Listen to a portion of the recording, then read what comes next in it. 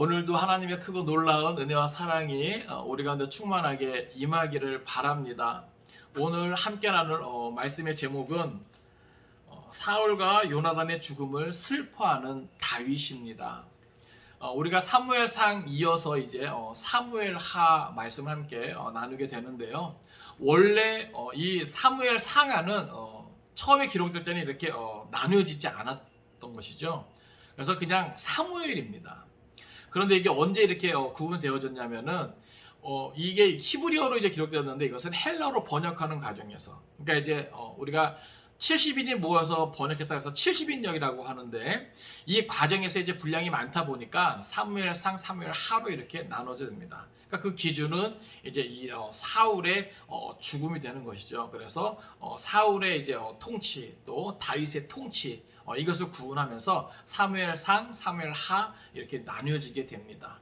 우리가 사무엘상을 통해서는 이제 사사시대가 마무리되어지고 이제 왕정 체제로 되어지는 이 과정 속에 사무엘과 또 사울과 또 다윗, 어떻게 보면 이 세 사람의 어떤 이야기, 주로 이제 또 사울과 또 다윗의 어떤 이야기가 주가 되었다면, 이제는 사무엘 하에서는 이제 본격적으로 사울이 이제 사라지게 되고 다윗이 어떤 과정을 통해서 왕이 되는가를 보여주고, 또 이제 다윗의 어떤 치세 동안 나타나는 성공과 실패에 대한 이야기를 우리에게 보여줍니다. 그러니까 제일 중요한 것은 그거죠. 결국은 하나님이 뭐예요? 다 다스리신다라고 하는 거예요. 그러니까 우리가 뭐랄까요? 성경 공부할 때도 구약의 대주제는 뭐라 그랬습니까? 하나님이 다스리신다라고 하는 거죠. 하나님이 구원하신다라고 하는 겁니다. 그러니까 이 사무엘상, 사무엘하를 통해서도 성경은 우리에게 그것을 보여줘요. 이 세상은 하나님이 다스리신다. 하나님이 섭리하신다. 그리고 한 사람, 또 한 나라, 성공과 실패, 흥망성쇠도 그 여호와 하나님, 이 세상을 지배하시고 다스리시는 그 여호와 하나님 앞에 어떠한 모습으로 순종하는가, 이것이 성공과 실패에 있어서, 흥망성쇠에 있어서 가장 중요한 포인트가 된다는 것을 우리에게 보여주게 되는 겁니다.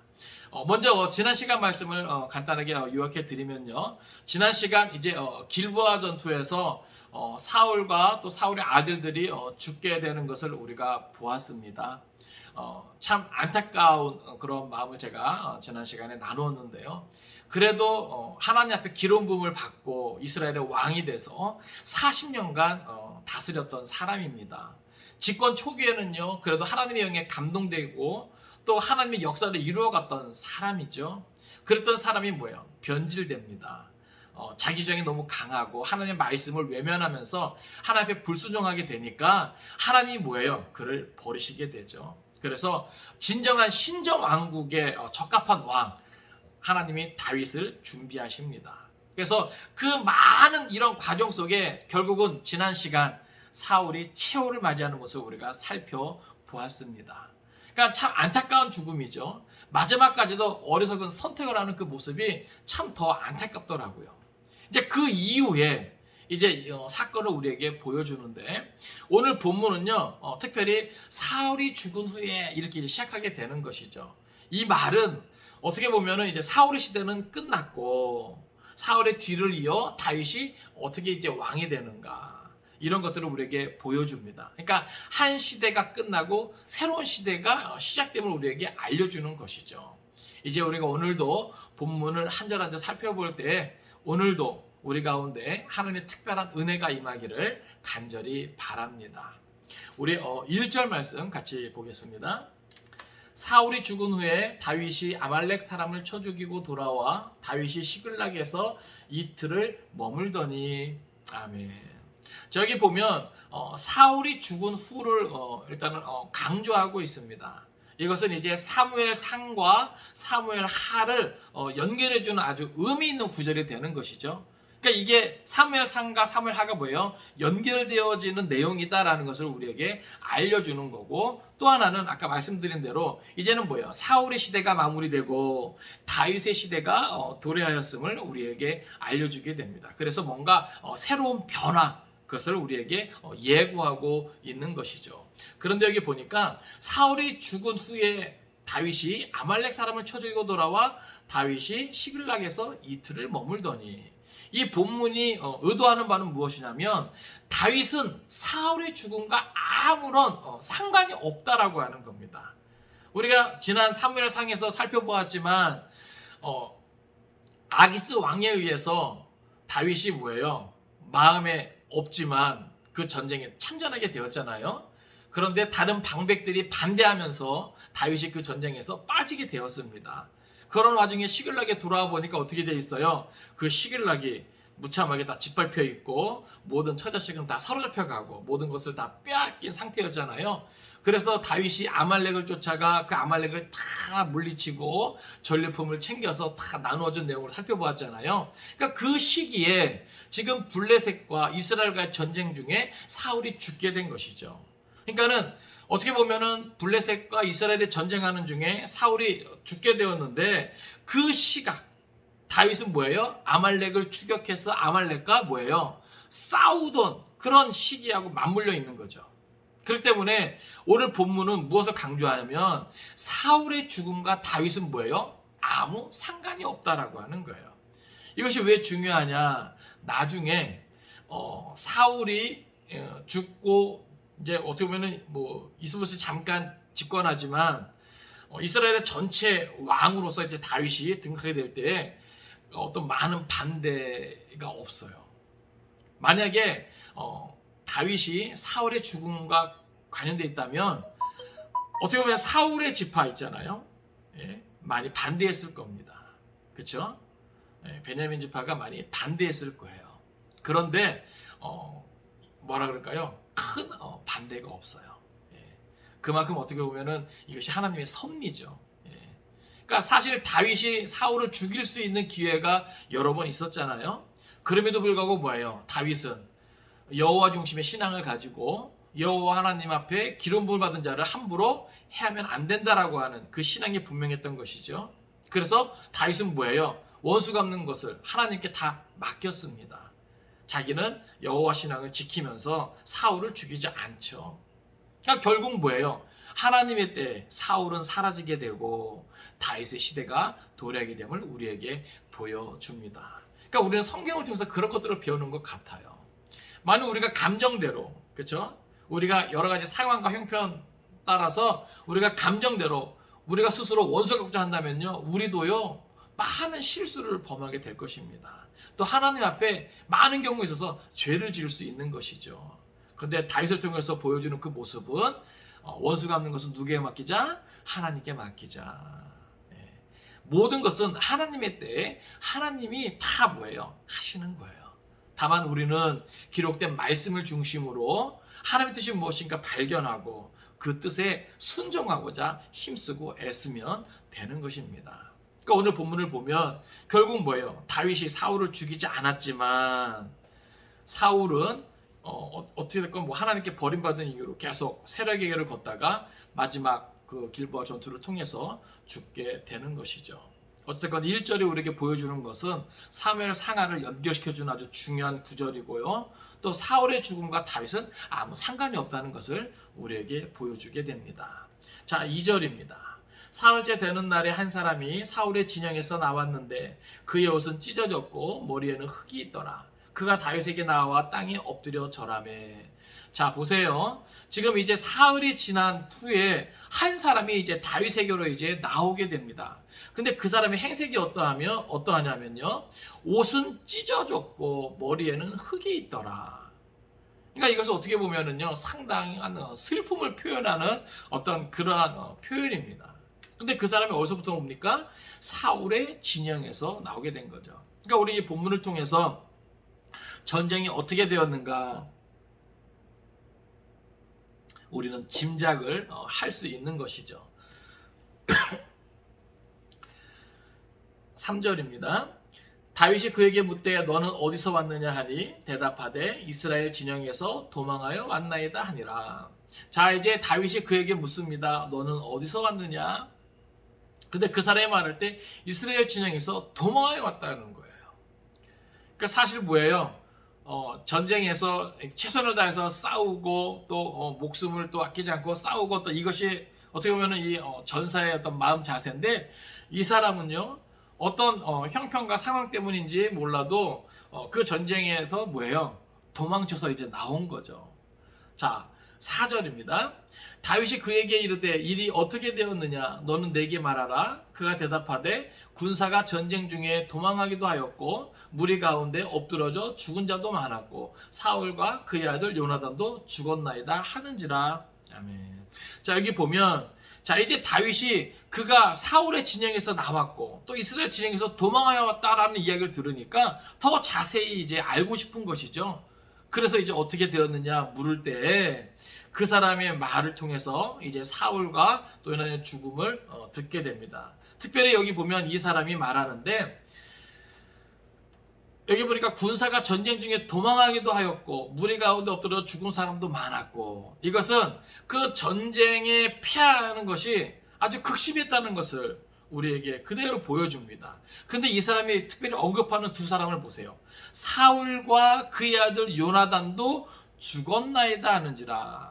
그러니까 주석을 보니까요, 이 사람이 사울과 다윗과의 관계, 또 이스라엘과 다윗과의 그 관계를 어느 정도는 알고 있었던 것 같다, 이렇게 표현하고 있습니다. 그래서 다른 많은 사람, 특별히 이제 사울의 다른 아들들도 있는데 사울과 또 요나단을 언급한 것은 이제 뭐예요? 이스라엘의 그 왕권이 누구에게로 넘어갈 것이다?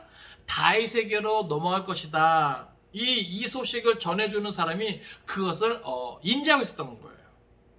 그래서 특별히 뭐예요? 왕이었던 사울이 죽었고 그 다음에 왕위를 계승한 요나단도 죽었습니다 라고 하는 표현을 강조해서 지금 누구에게 말하고 있어요? 다윗에게 말하고 있는 겁니다. 근데 여러분 보세요. 사울이요 얼마나 많은 시간을 통해서 다윗을 죽이고자 했습니까? 다윗이 또 그러한 사울 때문에 얼마나 힘들어했어요. 얼마나 고통받았습니까? 그렇죠? 예. 10여 년이라는 이런 세월 동안 정말 쫓고 쫓기는 상황 속에서 여러 번 죽음의 위기를 경험한, 여러 가지 정말 어렵고 힘든 상황을 겪은 그런 다윗의 입장에서는 이제 정말 뭐예요? 모든 것이 다 끝난 거잖아요. 그러면은 정말 기뻐할 수 있는데 그렇지 않겠습니까? 사울이 죽고 그 다음에 왕위를 이을 요나단도 죽었다. 그럼 뭐예요? 이제 모든 힘든 것은 다 끝났고 정말 하나님의 뜻대로 이제야 비로소 뭐예요? 내가 왕이 되겠다라고 하는 어떤 기대감 때문에 뭐 할 수 있어요? 좋아할 수 있잖아요. 기뻐할 수 있잖아요. 그렇죠? 근데 나중에 나오지만 다윗은 절대로 그러지 않습니다. 오히려 지금 사울과 그의 아들 요나단도 죽었나이다 이런 소식을 전할 때 다윗은요 어떻게 보면 뭐예요? 당황했을 거예요. 그리고 그 소식이 더 궁금해서 자세히 묻게 됩니다. 5절입니다. 다윗이 자기에게 알리는 청년에게 묻되 사울과 그의 아들 요나단이 죽은 줄을 내가 어떻게 아느냐? 자, 지금 전쟁에서 패한 것은 알겠어요. 그런데 사울과 요나단이 확실하게 죽었다는 것을 네가 어떻게 아느냐 말이에요. 그때 이 사람이 모르겠어요. 이것이 계획된 것인지 아니면은 순간적인 어떤 기지인 것인지, 뭔가 다윗과 사울과의 관계를 아니까, 그죠? 이 사울의 죽음을 이용해서 뭔가 다윗에게 어떤 보상, 큰 상금을 얻고자 했는 것인지 이제 거짓으로 보호를 하게 됩니다. 6절부터 보겠습니다.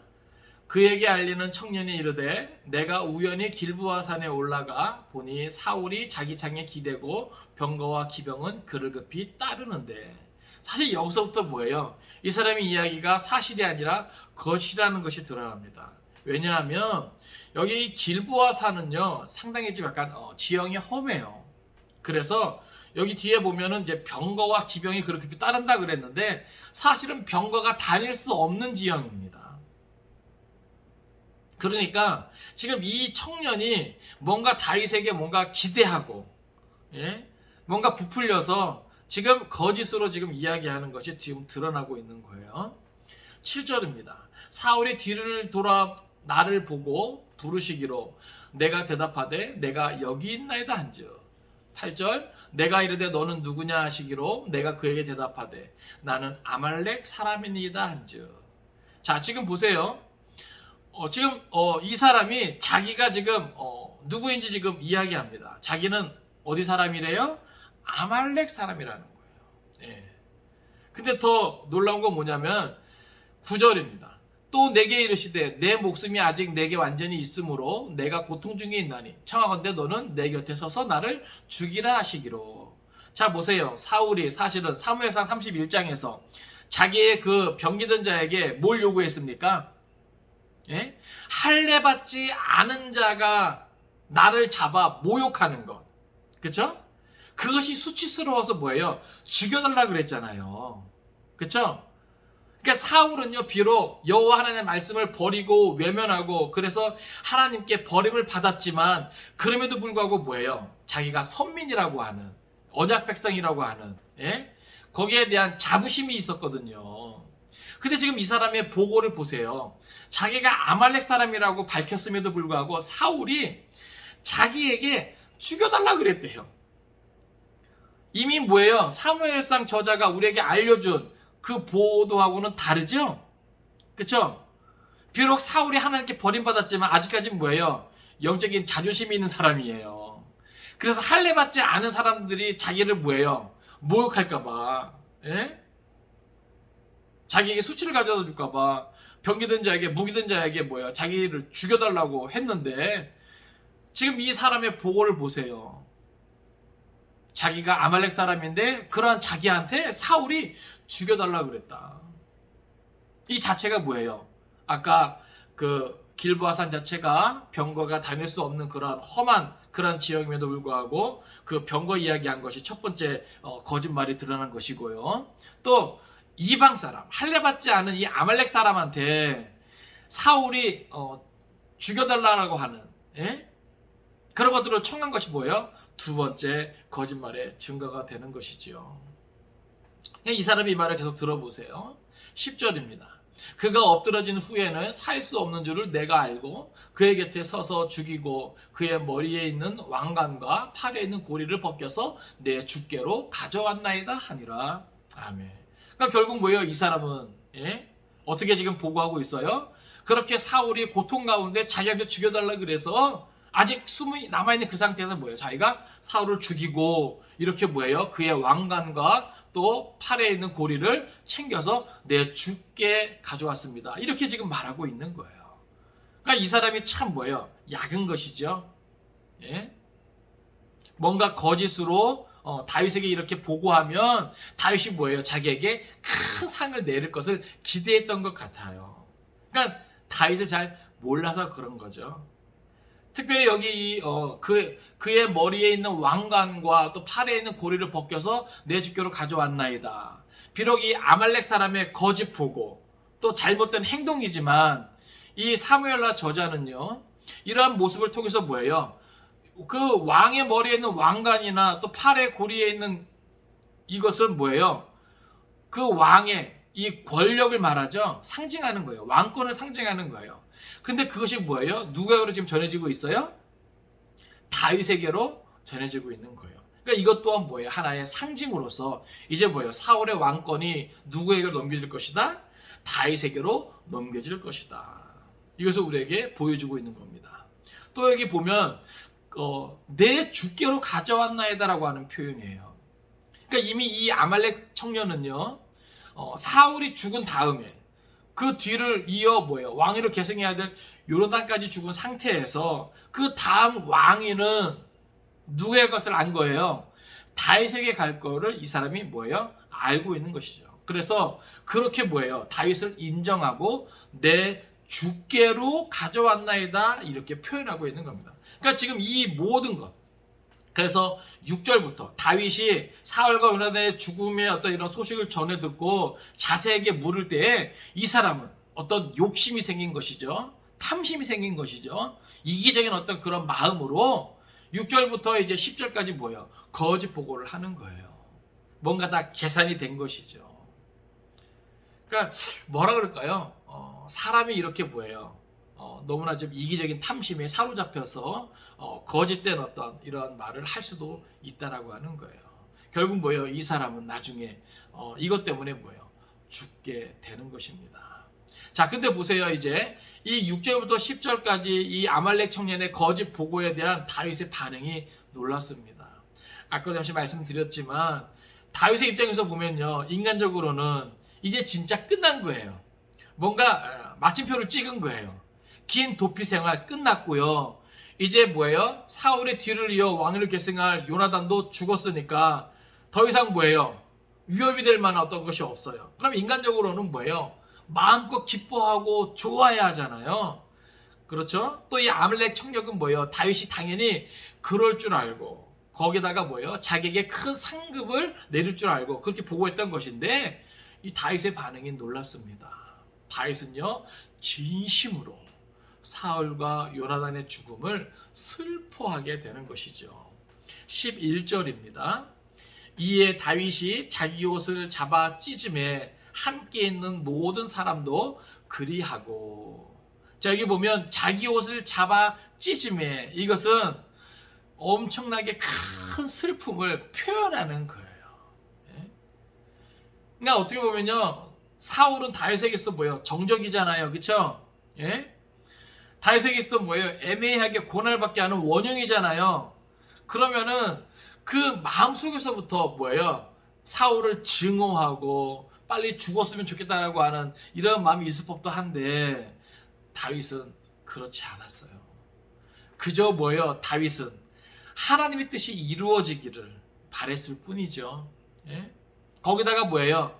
비록 자기를 향해서 나쁜 마음을 가지고 자기를 죽이고자 했지만 그러한 사울의 죽음은 뭐예요? 진심으로 슬퍼합니다. 더 나아가 정말로 그 어떠한 여인보다도 더 사랑하고 또 아꼈던 요나단이 죽었다는 소식에 더 큰 슬픔에 빠진 것이에요. 그래서 그 슬픔을 표현할 때 자기 옷을 잡아 찢음에 이런 표현을 하는 것이죠.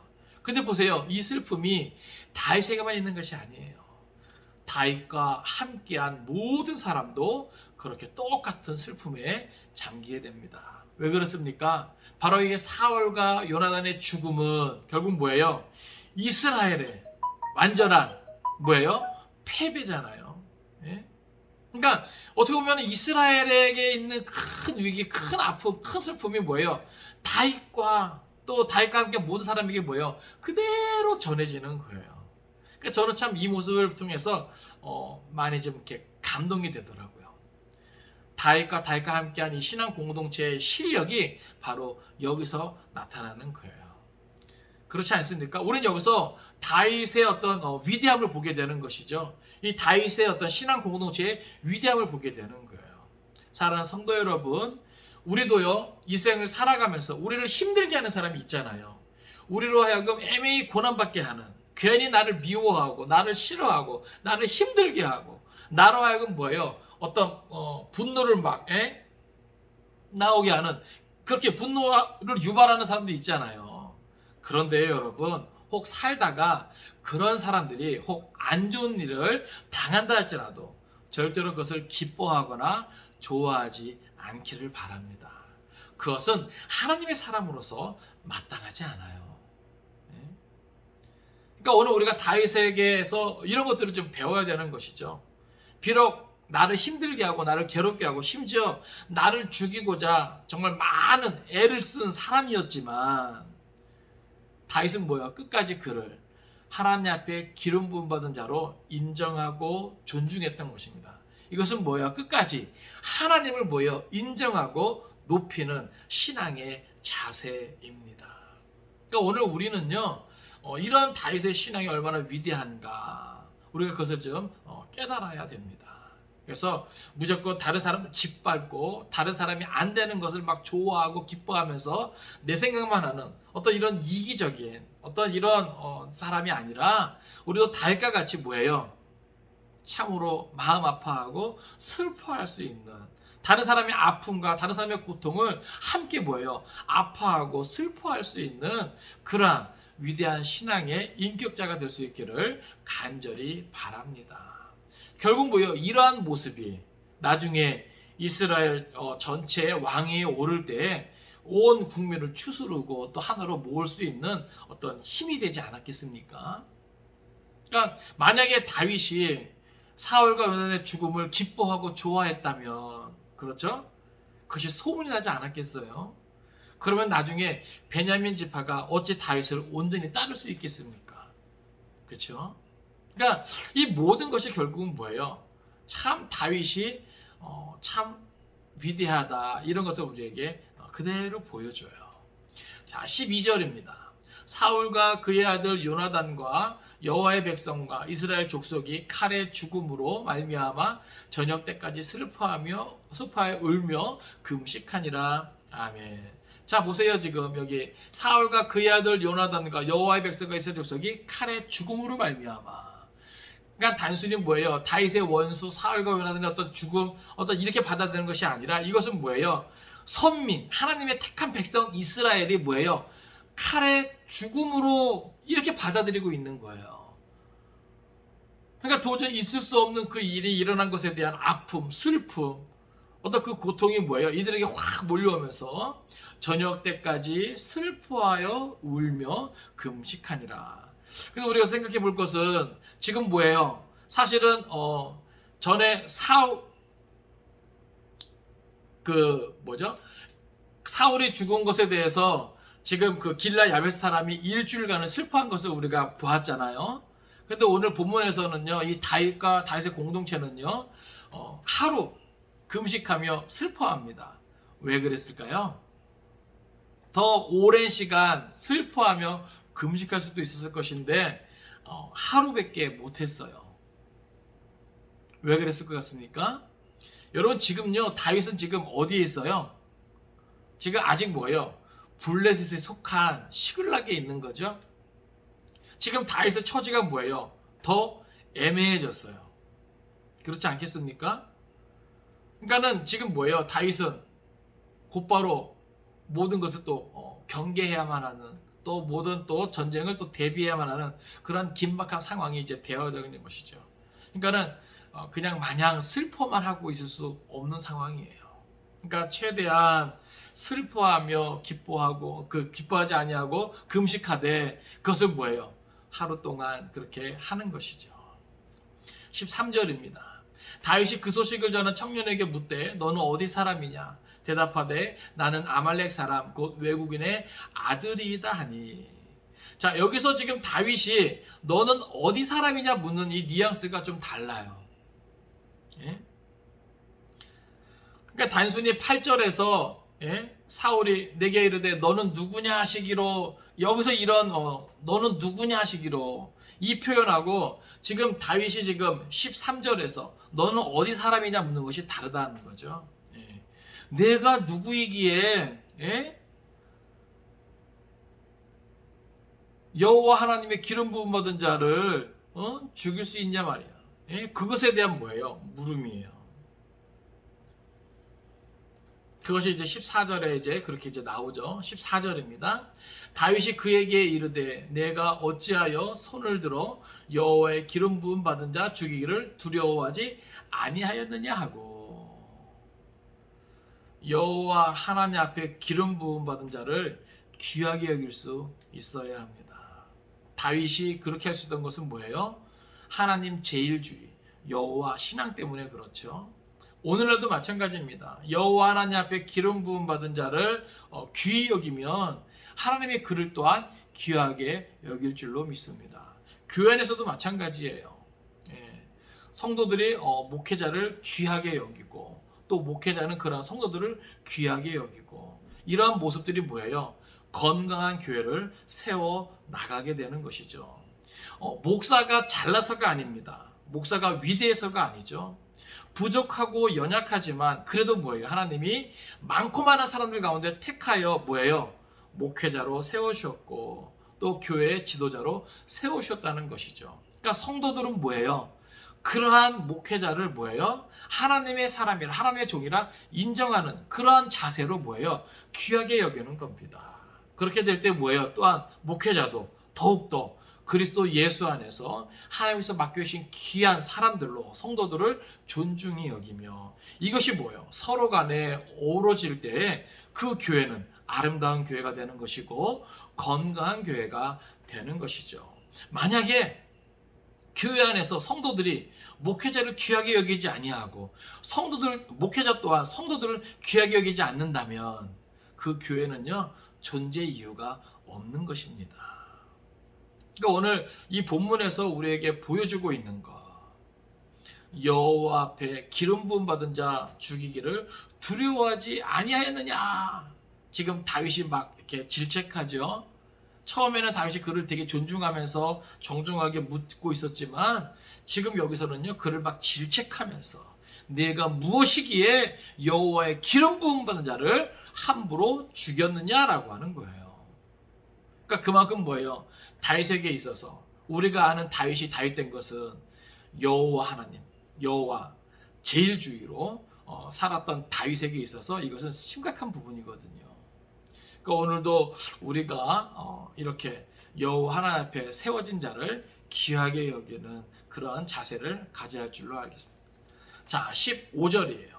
다윗이 청년 중 한 사람을 불러 이르되 가까이 가서 그를 죽이라 하매 그가 침에 곧 죽으니라. 16절 다윗이 그에게 이르기를 내 꾀가 내 머리로 돌아갈지어다. 내 피가 내 머리로 돌아갈지어다.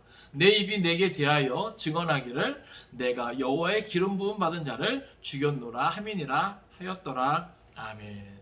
자, 여기 보면 다윗이 지금 상당히 뭐예요? 그 아말렉 청년에 대해서 여호와 하나님의 기름 부은 자 죽이는 것을 두려워하지 아니하는 그것에 대해서 뭐예요? 질책하면서 이제 한 사람을 시켜서 뭐예요? 그를 죽이라고 합니다. 그런데 그의 죽음이 뭐예요? 결국은 내 피가 내 피가 내 머리로 돌아갈지어다. 그러니까 그 모든 죽음이 뭐예요? 지금 그에게로 지금 가는 거예요. 그러니까는 그가 이렇게 뭐예요? 어떻게 보면은 이 사람이 다윗에게 나와서 뭔가 큰 상을 지금 기대하면서 거짓으로 보고하잖아요. 그렇죠? 그러니까 실제로 뭐예요? 이 사람이 사울을 죽인 겁니까? 죽이지 않은 겁니까? 사울을 실제로는 죽이지 않은 거예요. 그렇죠? 아마도 이 사람은 사울이 죽어 있는 모습을 보고 그리고 블레셋 사람들이 와서 그 시신을 수습하기 전에 사울에게서 뭐예요? 그 왕관과 그 팔에 있는 고리를 뭐예요? 취하여가지고 다윗에게로 온 것이죠. 그것을 뭔가 기회로 삼고 큰 보상을 기대하면서. 근데 뭐예요? 그러한 꾀가 오히려 뭐예요? 자기에게 죽음의 결과로 돌아오게 된 것이죠. 그러니까 우리는 그걸 알아야 돼요. 뭔가 자기 어떤 이기적인 어떤 욕심만 앞세우면요. 그리고 또 여호와 하나님을 참되게 믿는 다윗을 제대로 알지 못하고 그런 잘못된 것을 기대하고 나갔다가 뭐예요?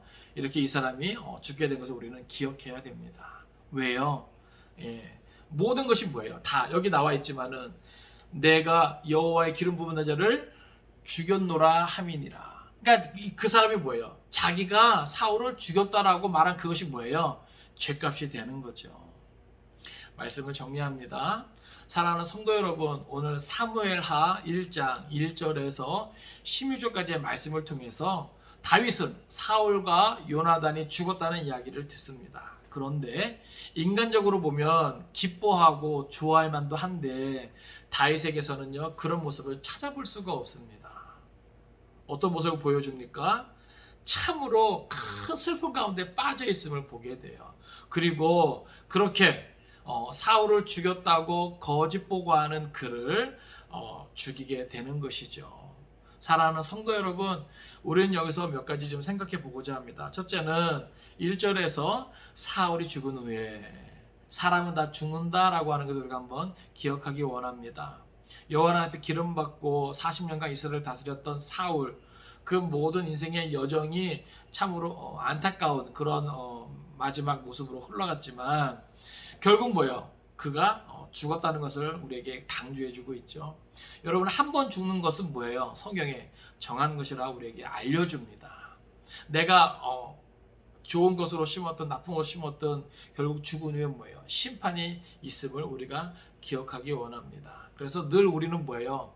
우리가 죽음을 생각할 때에 어떠한 모습으로 어떠한 삶의 내용으로 그 죽음을 맞이해야 되겠는가 우리가 지혜롭게 믿음 안에서 준비할 수 있기를 원합니다. 모든 것은 뭐예요? 다 하나님의 때가 되는 것이죠. 이제 오늘 본문 속에서 또 이 아말렉 청년의 모습을 우리가 함께 들여다볼 수 있기를 원합니다. 이 세상에는요, 참 이런 모습을 가진 사람들이 많은 것 같아요. 거짓이라도 그것이 자기에게 도움이 된다면 그것이 얼마나 중요한 것인가를 생각지 않고 그저 자기 욕심에 사로잡혀서 엉뚱한 일을 벌이는 사람입니다. 여러분 그 대가는요, 큰 아픔과 상처가 될 수 있고요. 또 오늘 이 아말렉 청년의 모습처럼 죽음이라고 하는 사망이라고 하는 결과를 초래할 수도 있다는 사실을 우리가 기억하기 원합니다. 그러니까 어떻게 보면요, 쓸데없는 욕심, 쓸데없는 어떤 탐심, 이것이 뭐예요? 우리에게는 엄청난 대가를 가져올 수도 있다라고 하는 사실이에요. 마지막으로 다윗이 우리에게 보여주고 있는 자세입니다. 참 하나님의 사람은요, 다른 사람의 아픔, 다른 사람의 슬픔, 다른 사람의 실패를 마음의 중심으로 기뻐하거나 좋아하지 않습니다. 함께 아파할 수 있어야 되겠고 또 슬퍼할 수 있어야 되겠습니다. 결국 이것이 뭐예요? 여호와 중심의 신앙이 바탕이 될 때 가능한 것입니다. 인간 스스로요, 사실 이렇게 할 수 있는 것은 쉽지 않습니다. 이런 신앙 인격을 나타낼 수 있는 건 쉽지 않습니다. 그러나 다윗은요, 참 많은 시간 동안 도망다니면서 여호와 하나님과 그런 교제 속에서 참 이런 것들이 잘 준비되고 훈련되어졌던 것 같아요. 그래서 하나님의 때를 겸손히 기다리면서 하나님을 인정하고 하나님을 높이면서 그 모든 것들이 잘 다듬어져 있었던 것 같습니다.